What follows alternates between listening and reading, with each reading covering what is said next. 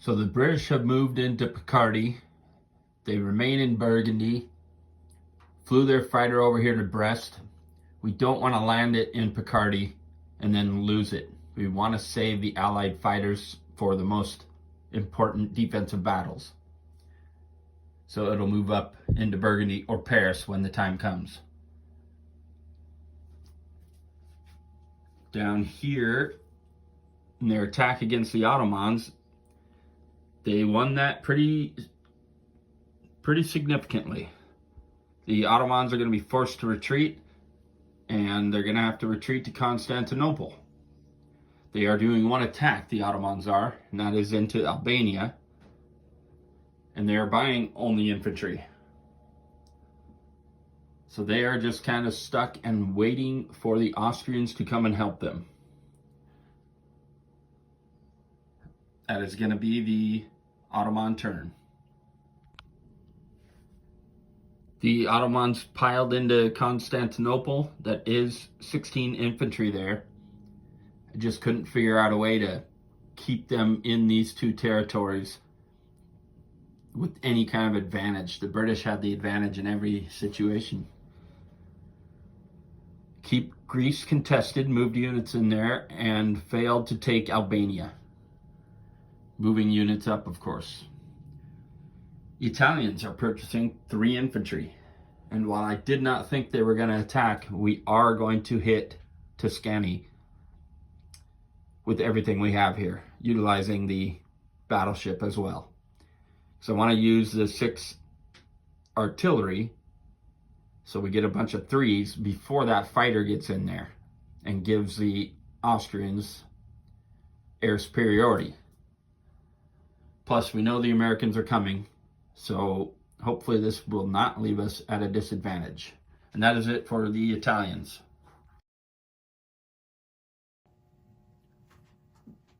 So the end of round 9, the Italians wiped out all the Austrian infantry, nothing else, but of course they wiped out their own infantry. I failed to point out, they did take advantage of the British work down here and attacked Smyrna, which only had 1 Ottoman infantry. So that helps the Italians out a great deal, just to get 2 extra IPCs. The Americans, of course, reinforced Tuscany. Really wanted to come down here and reinforce these 2 territories, but it was needed here more.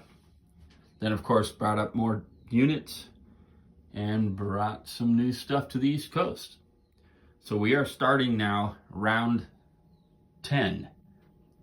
The Austrians will bring everything down towards the Ottomans over here, or rather towards the British, towards the Ottoman to help them.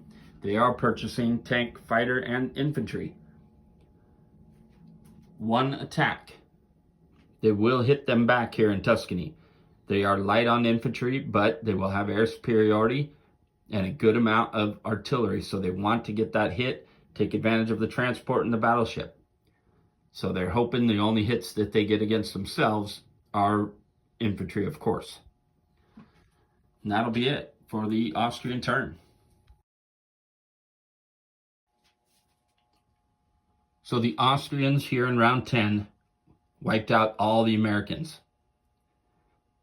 However, they wiped out all their own infantry and 1 artillery themselves, making any attack back against them hits on their artillery if they get attacked for the rest of the round.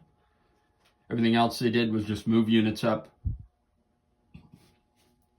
And they have some already in Romania, so they're very close to Constantinople, which is where they need to get to help defend it. The Russians, of course, no turn for them. And the Germans are purchasing tank, fighter, artillery, and 11 infantry.